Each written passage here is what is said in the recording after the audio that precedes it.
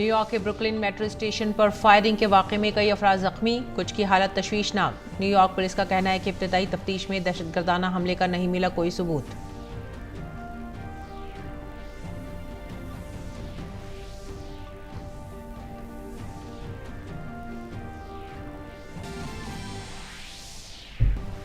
इक्यावनवें national export awards की तकरीब आज दारुल हुकूमत नई दिल्ली में engineering export promotion council of India के ज़ेर एहतमाम मुनक़दा तकरीब में मरकज़ी वज़ीर तिजारत और सनअत पीयूष गोयल होंगे मेहमान ख़ुसूसी।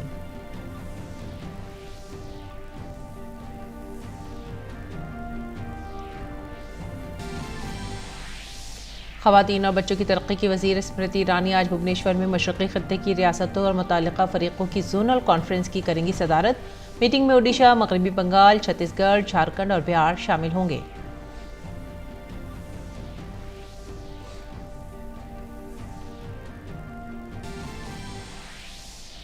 कोविड के खिलाफ मुल्क की जंग जारी है। मरकजी हुकूमत सूरत हाल पर मुसलसल नज़र रखे हुए है। मरकजी वज़ीर सेहत डॉक्टर मनसुख मंडाविया ने कल मुल्क के सरकर्दा माहिरीन और अहदेदारों के साथ कोविड-19 के नए XE वेरिएंट के हवाले से की जायज़ा मीटिंग।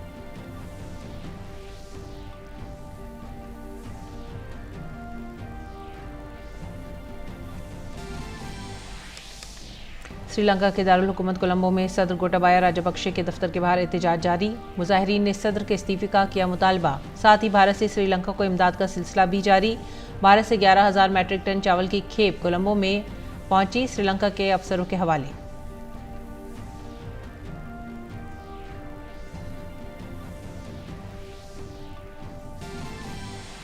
खेलों में दिफाई चैंपियन चेन्नई सुपर किंग्स ने 4 मुकाबलों में शिकस्त के बाद IPL में दर्ज की अपनी पहली जीत। रॉयल चैलेंजर्स बेंगलुरु को 23 रन से दी शिकस्त। शिवम दुबे ने नाकाबिल शिकस्त 95 और उथप्पा ने 88 रन की इनिंग खेली।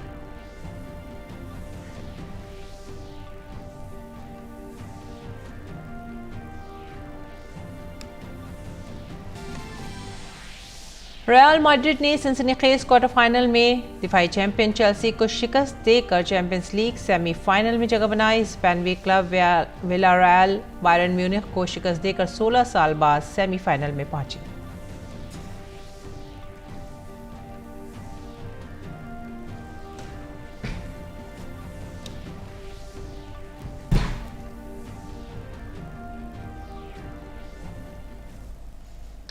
आदाब नाज़रीन, उर्दू खबरों में आप सभी का खैर मकदम है। मैं हूं सादिया अलीम। नज़र डालते इस वक्त की खास खबरों पर।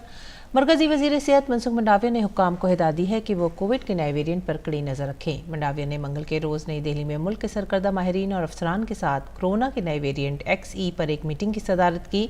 मंडाविया ने अफसरान को हिदायत दी है कि वो कोविड के इलाज के लिए ज़रूरी अद्वियात और उनकी दस्तियाबी का मुसलसल जायज़ा लें। उन्होंने तमाम अहल अफराद के वैक्सीनेशन पर भी जोर दिया।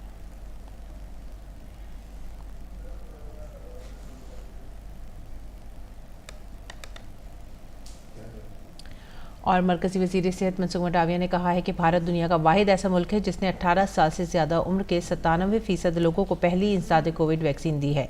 85% लोगों को दोनों वैक्सीन दी गई हैं। डॉक्टर मंडाविया ने कहा है कि 15 से 18 साल की उम्र के 5 करोड़ 77 लाख से ज़्यादा लोगों को पहला टीका लगाया गया है। 3 करोड़ 98 लाख अफराद को दूसरी वैक्सीन भी लग चुकी है। उन्होंने कहा कि जिनेवा में वैक्सीन ग्लोबल अलायंस मीटिंग में दुनिया ने भारत की कोविड मैनेजमेंट और वैक्सीनेशन मुहिम को तस्लीम किया है। कोरोना के खिलाफ सबसे मुतासिर हथियार की शक्ल में शुरू की गई टीकाकारी मुहिम के तहत मुल्क में अब तक 186.05 करोड़ से ज़्यादा कोविड वैक्सीन लगाई जा चुकी हैं। कल शाम 7 बजे तक 13 लाख से ज़्यादा वैक्सीन लगाई गई। इसके साथ ही 12 से 14 साल की उम्र के नौजवानों को 2.31 करोड़ से ज़्यादा खुराकें दी जा चुकी हैं। साथ ही सेहत और फ्रंटलाइन वर्कर्स समेत मखसूस ज़ुमरे के मुस्तफ़िदीन के अब तक 2.47 करोड़ से ज़्यादा एहतियाती खुराकें भी दी गई हैं।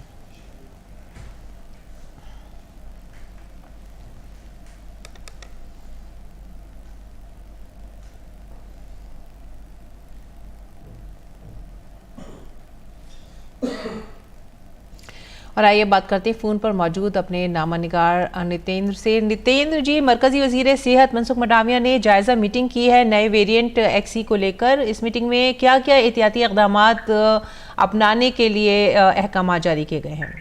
देखिए, केंद्रीय स्वास्थ्य मंत्री ने कल एक बैठक ली थी जिसमें तमाम जितने शीर्ष एक्सपर्ट थे उस बैठक में शामिल थे और वो जो नया वेरिएंट है, एक्सी वेरिएंट, उसको लेकर के समीक्षा बैठक हुई। और साथ ही साथ जो 4 राज्यों में मामले बढ़ रहे हैं उसको लेकर के भी और टीकाकरण को लेकर के भी ये बैठक थी। और उसमें स्वास्थ्य मंत्री ने ये निर्देश दिया अधिकारियों को कि वो सर्विलांस रखें, निगरानी रखें ये जो नया वेरिएंट है उसके ऊपर, और किस तरीके से इसके मामले आ रहे हैं और इस पे क्या कुछ आवश्यक कदम उठाया जा सकता है। साथ ही साथ उन्होंने ये भी कहा कि टीकाकरण की गति को और तेज गति से बढ़ाया जाए और जो 4 राज्यों में मामले बढ़ रहे हैं वहां पर सख्त निगरानी रखी जाए। इसके अलावा उन्होंने कहा कि जो भी जरूरी दवाएं हैं, आवश्यक दवाएं हैं, जो कोविड के इलाज में जरूरत जिनकी होती है, उसका पर्याप्त मात्रा में स्टॉक होना चाहिए और उसकी लगातार समीक्षा होती रहनी चाहिए। और साथ ही साथ कल स्वास्थ्य मंत्री ने बीजेपी मुख्यालय से इस कॉन्फ्रेंस के दौरान भी कहा कि जो एक्सी वेरिएंट है वो ओमिक्रॉन का ही एक रूप है, चौथा उसका एक वेरिएंट है जो बहुत घातक नहीं है और उससे बहुत ज्यादा घबराने की जरूरत नहीं है। तो निश्चित तौर पे लगातार सरकार समीक्षा कर रही है और सबसे ये अपील की गई है कि कम से कम अभी प्रोटोकॉल का पालन करें, कोविड प्रोटोकॉल का, जिसमें मास्क लगाना, वैक्सीन लगाना, साथ ही साथ 2 गज की दूरी का पालन करना अभी भी जरूरी है। जी, शुक्रिया नितेंद्र इस तमाम जानकारी के लिए। प्रोटोकॉल का अभी भी पालन करना, एहतियात रखना लाजमी है क्योंकि कोरोना वायरस अभी भी है। हालांकि अब वैक्सीनेशन मुहिम बहुत तेज़ी से जारी है और इसकी वजह से अब इसका जोर ढल गया, लेकिन फिर भी मास्क लगाना, हाथों को बार बार साफ करना ज़रूरी है। और आगे बढ़ते हैं, आपको बताते हैं कि मुल्क में कोरोना के पहले केस की जीनोम सीक्वेंसिंग कहाँ हुई थी। आज हम आपको NIV पुणे के लैब में ले जाएंगे जहां कोरोना के पहले केस की जीनोम सीक्वेंसिंग की गई थी। जीनोम की तरतीब एक ऐसा अमल है जो जाहिर करता है कि इस वक्त मुल्क में वायरस का कौन सा वेरिएंट सामने आया है। NIV पुणे की लैब से देखिए हमारे नामनिगार नितेंद्र सिंह की खास रिपोर्ट। इस वक्त हम NIV पुणे के लैब में हैं जहां पर जीनोम सीक्वेंसिंग होता है। आपने सुना होगा कि कोरोना वायरस की जो जीनोम सीक्वेंसिंग होती है वो यहाँ पर कंडक्ट किया जाता है और आप देख रहे हैं कि इस वक्त काम भी चल रहा है और किस तरीके से वायरस की पहचान में इसकी भूमिका होती है, यहाँ पर इसका परीक्षण होता है, किस तरीके से यहाँ पे काम होता है। पहला केस जब भी हमने डिटेक्ट किया है जो कन्वेंशनल PCR बेस्ड था तो उसको कंफर्मेशन की ज़रूरत थी, तो वहीं से जीनोम सीक्वेंसिंग की एक्चुअली शुरुआत हुई है। बट तब हमने छोटा जीनोम का छोटा पोर्शन हमने एम्पलीफाई कर किया था, उसको ही हमने सीक्वेंस किया और तब हमें पता चला कि ये वुहान सी फूड मार्केट वाला ही वायरस है। उसी हिसाब से हमने पहले केस डिक्लेयर किया था।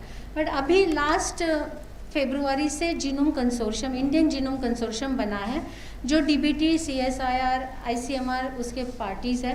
तो ये ICMR NIV इज़ ICMR का हब लैब है। जो भी वेरिएंट आएगा, कौन सा वेरिएंट है, वो कौन सा वायरस है, ये यही लैब से हमें पता चलेगा।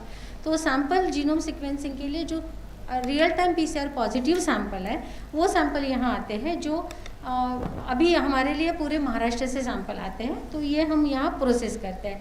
हमारे पास तीनों प्लेटफॉर्म है अभी, इल्यूमिना का माइसेक प्लेटफॉर्म है, आयन टोरान का S5 प्लेटफॉर्म है एंड ऑक्सफोर्ड नैनोफोर प्लेटफॉर्म है। तो अलग अलग प्लेटफॉर्म की अलग अलग कैपेसिटी है, तो उस हिसाब से जैसे सैंपल लोड है उस हिसाब से हम प्लेटफॉर्म यूज़ करके जीनोम सीक्वेंसिंग कर रहे हैं। कितना वक्त लगता है? एक जीनोम सीक्वेंसिंग के लिए बैच में सैंपल रन होता है, it is not single sample नहीं रन होता है। तो बैच के लिए एक बैच पूरा सीक्वेंस होने के लिए ऑलमोस्ट वीक टू 10 डेज का टाइम लगता है रिजल्ट आने तक पूरा।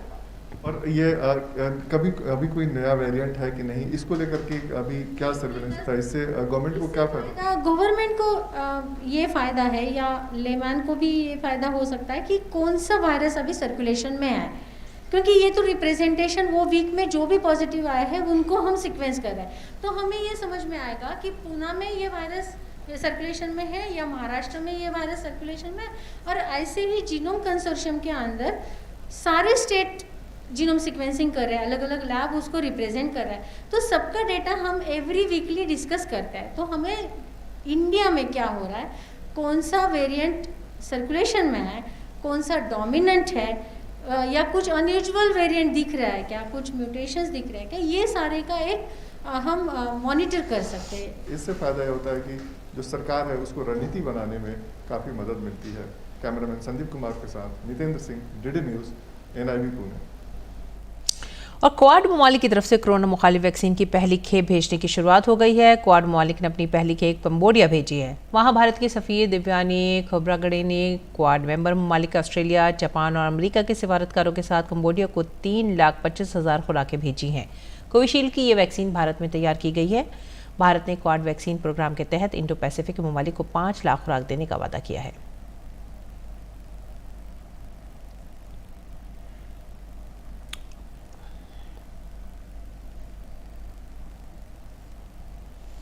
और आइए आगे बढ़ते हैं अगली खबर की तरफ। राजधानी दिल्ली में आज 51वें नेशनल एक्सपोर्ट अवार्ड तकरीब का इनेकाद किया जाएगा। भारतीय engineering export promotion council of India के ज़ेर एहतमाम इस प्रोग्राम में मरकज़ी वज़ीर कॉमर्स और सनअत पीयूष गोयल मेहमान खुसूसी होंगे।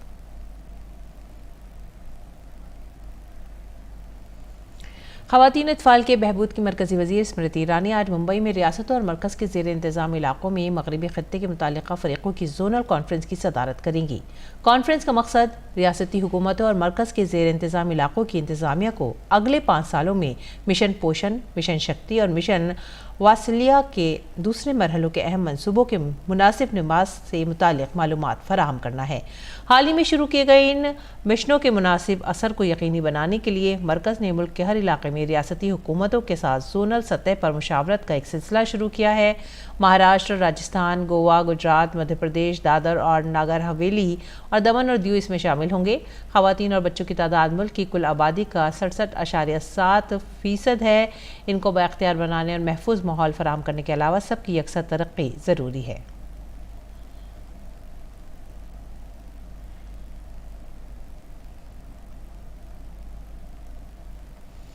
कोयला, कानून और पार्लिमानी उमूर के मरकज़ी वज़ीर प्रहलाद जोशी आज नई दिल्ली में national mineral exploration trust NMET की चौथी गवर्निंग बॉडी मीटिंग की सदारत करेंगे। चौथी गवर्निंग मीटिंग निमित के कामकाज का जायज़ा लेने के लिए मुनक़्क़द की जाएगी। इस इजलास का मकसद मुल्क में स्ट्रैटेजिक और अहम मादनियात की बढ़ती हुई ज़रूरतों को मद्देनज़र रखते हुए मादनियात की तलाश में मज़ीद तेज़ी लाने के लिए हिदायत देना है।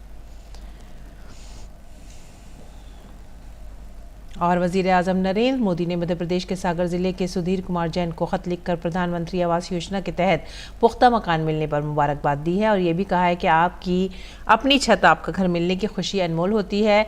वज़ीर आज़म ने कहा कि अब तक करोड़ों अफराद को PM आवास योजना के तहत पक्के मकान मिल चुके हैं। उन्होंने कहा कि हुकूमत हर ज़रूरतमंद कुंबे को घर फराहम करने के हदफ की तरफ पूरे अज़्म के साथ आगे बढ़ रही है। दरअसल सुधीर जैन ने वज़ीर आज़म को शुक्रिया का ख़त लिखा था, जिसके जवाब में वज़ीर आज़म ने लिखा है कि घर सिर्फ ईंटों सीमेंट से बना ढांचा नहीं होता, बल्कि इससे हमारे जज्बात, हमारी उमंगें जुड़ी होती हैं। घर की चार दीवारी न सिर्फ हमें तहफ़्फ़ुज़ फराहम करती है, बल्कि हमारे अंदर एक बेहतर कल के लिए एतमाद और भरोसा भी पैदा करती है। ये घर आपके ख़ानदान की बावक़ार ज़िंदगी और दोनों बच्चों के बेहतर मुस्तक़बिल के लिए एक नई बुनियाद की तरह है।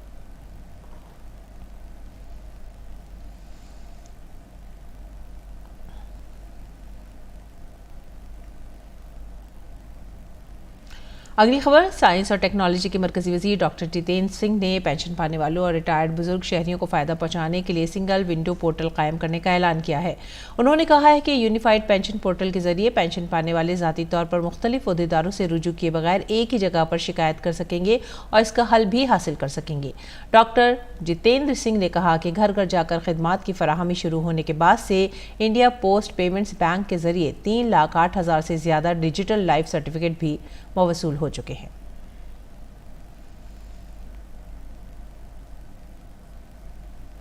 यूनिवर्सिटी ग्रांट्स कमीशन UGC तलबा को बैक वक्त 2 फुल टाइम डिग्री प्रोग्रामों की इजाज़त देने जा रहा है। कमीशन के chairman professor M Jagdish Kumar ने कहा है कि तलबा एक ही यूनिवर्सिटी या मुख्तलिफ यूनिवर्सिटियों से एक वक्त ऑफलाइन या ऑनलाइन मोड में एक साथ 2 तालीमी प्रोग्राम कर सकते हैं।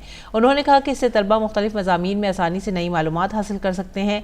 उन्होंने कहा कि कौमी तालीमी पॉलिसी के मुख्तलिफ निकात को मुल्क भर में नाफिज किया गया है और UGC भी इनको नाफिज करने की कोशिश कर रहा है। उन्होंने कहा कि इस सिलसिले में रहनुमा खतूत जल्द ही जारी किए जाएंगे। जवाहरलाल नेहरू यूनिवर्सिटी में हालिया तशद्दुद पर प्रोफेसर जगदीश कुमार ने कहा कि यूनिवर्सिटी कैंपस में किसी भी किस्म के तशद्दुद से मुकम्मल तौर पर गुरेज किया जाना चाहिए।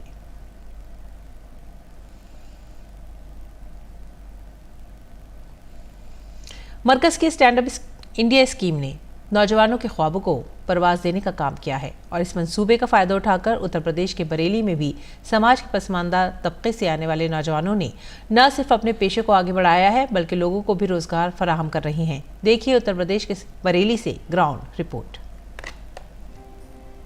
मरकजी सरकार के जरिए चलाए जा रहे स्टैंड अप इंडिया मंसूबे बरेली में कमजोर तबके के लोगों के लिए काफी मददगार साबित हो रहे हैं। जिले की कई खवातीन मुस्तहिकीन भी हैं जो इस मंसूबे का फायदा उठाकर अपनी रोजी रोटी चला रही हैं।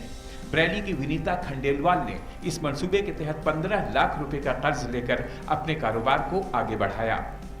स्टैंड अप योजना के अंतर्गत लोन मिला, मैंने 15 लाख रुपए का लोन लिया और इससे अपना न्यू बिजनेस स्टार्ट करा है। स्टार्टअप किया मैंने, मेरा मतलब कुछ ऐसा था कि कुछ करके जाऊं मैं, इसलिए मेरे पास फाइनेंस की प्रॉब्लम थी तो मैंने गवर्नमेंट के इस योजना के अंतर्गत अपना लोन लिया और उससे अपना बिजनेस स्टार्ट किया। मैंने डिस्पोजेबल ग्लासेस की मैन्युफैक्चरिंग और साथ में पेपर कप, एल्युमिनियम फॉइल की ट्रेडिंग का बिजनेस स्टार्ट किया है। वो अच्छी स्कीम है, बहुत मतलब किसी को यदि स्टैंड अप होना, उसके पास फाइनेंस की प्रॉब्लम है तो वो बहुत अच्छी स्कीम है।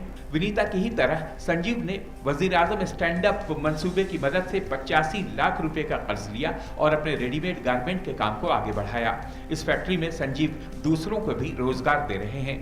हमने जो लोन लिया था स्टैंड अप इंडिया में, एक बहुत अच्छी स्कीम है सेंट्रल गवर्नमेंट की।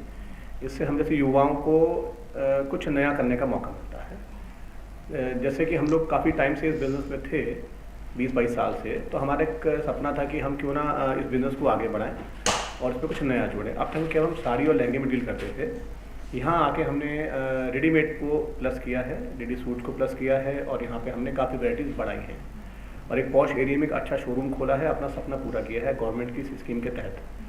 बहुत बढ़िया स्कीम है, इससे व्यापार को बढ़ावा मिल रहा है और सबसे बड़ी बात है इससे जॉब जनरेट हो रहे हैं। सपोज जैसे मैंने ये शॉप खोली तो यहाँ तकरीबन मैंने 15 लोगों को जॉब जनरेट करके दिया है।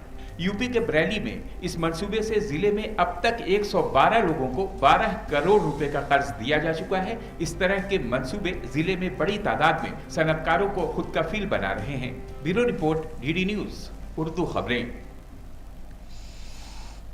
अमेरिका में न्यूयॉर्क के शहर ब्रुकलिन के सबवे स्टेशन पर फायरिंग के वाक़े में 1 दर्जन से ज़ायद अफराद ज़ख्मी हो गए हैं। कुछ ज़ख्मियों की हालत तशवीशनाक है।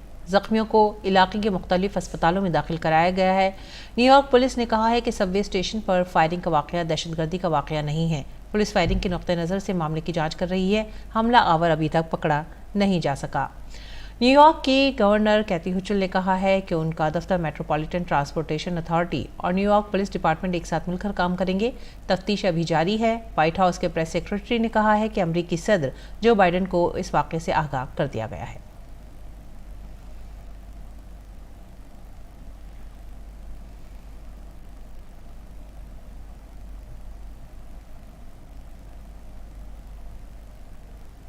और श्रीलंका की दारुल-हुकूमत कोलंबो में सदर गोटाबाया राजपक्षे के दफ्तर के बाहर एहतजाज जारी है। मुजाहिरीन सदर के इस्तीफे का मुतालबा कर रहे हैं।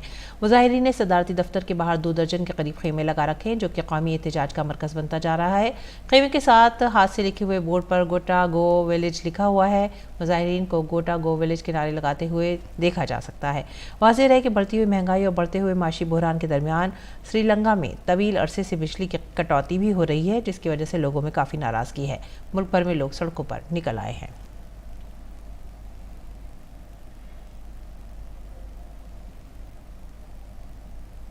इस बीच भारत की तरफ से श्रीलंका को इमदाद का सिलसिला जारी है। भारत से 11,000 मैट्रिक टन चावल की खेप कोलंबो में श्रीलंका के अफसरों के हवाले की गई।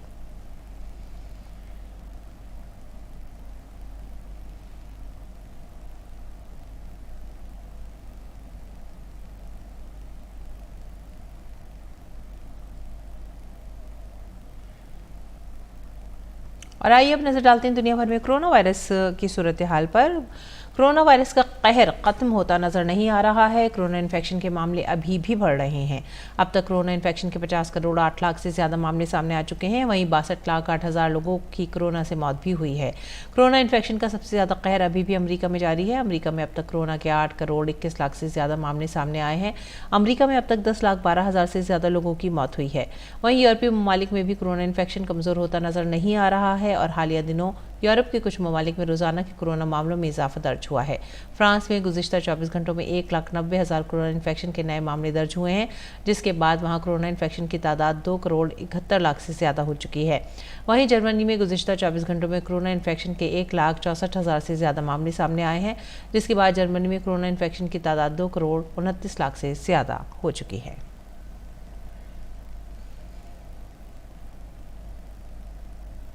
और नाज़रीन, अब पेश है दिल्ली से शाया उर्दू अखबारात का मुख्तसर जायज़ा।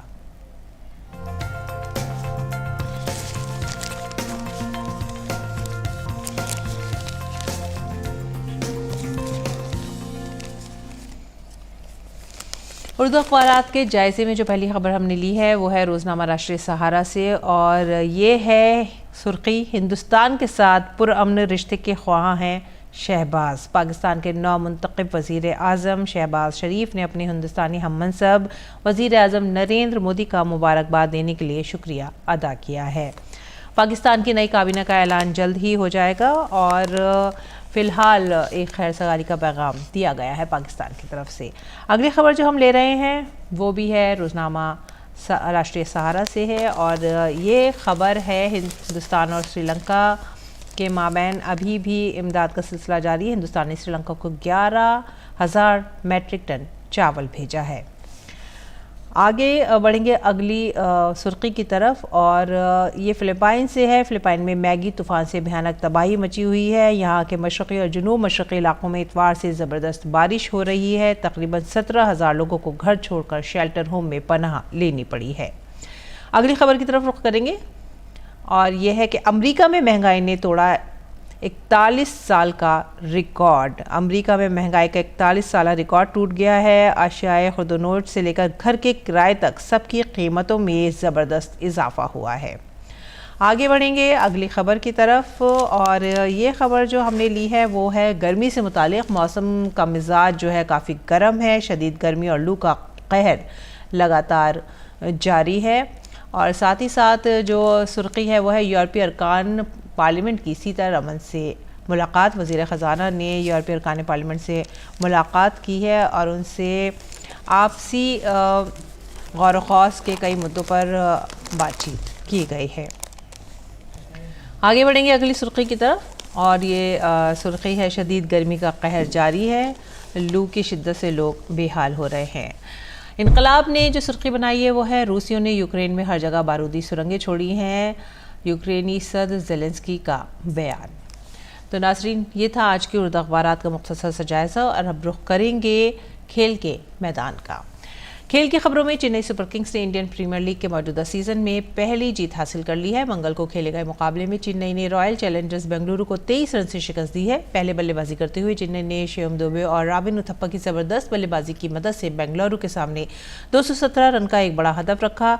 जवाब में बेंगलुरु की टीम 20 ओवर में 9 विकेट गंवाकर 193 रन ही बना सकी। ये चेन्नई की सीज़न में 4 शिकस्तों के बाद पहली जीत है। हॉकी की बात करेंगे। जूनियर ख़वातीन हॉकी आलमी कप में भारतीय टीम को इंग्लैंड के हाथों शूट आउट तक पहुंचे मुकाबले में 3-0 से शिकस्त का सामना करना पड़ा है।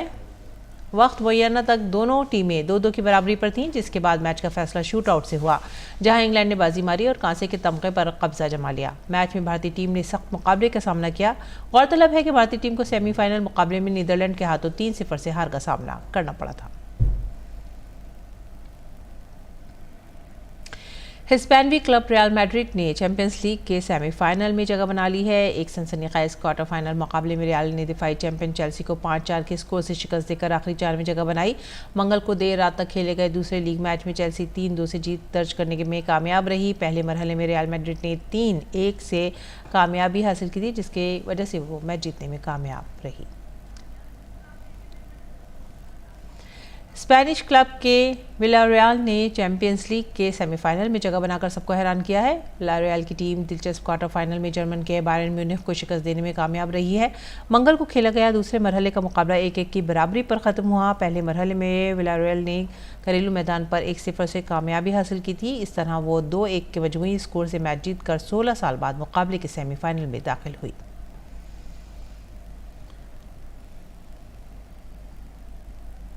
और आइए अब खबर लेते हैं मौसम की।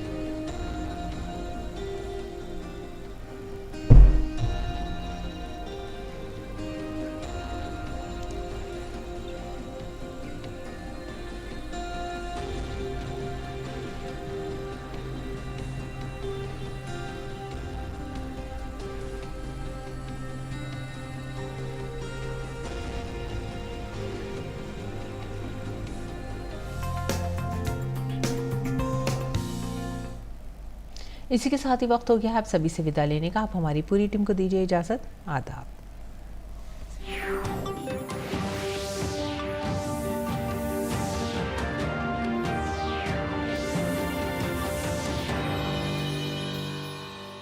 $150 ईसा पूर्व भारत एक सोने की चिड़िया।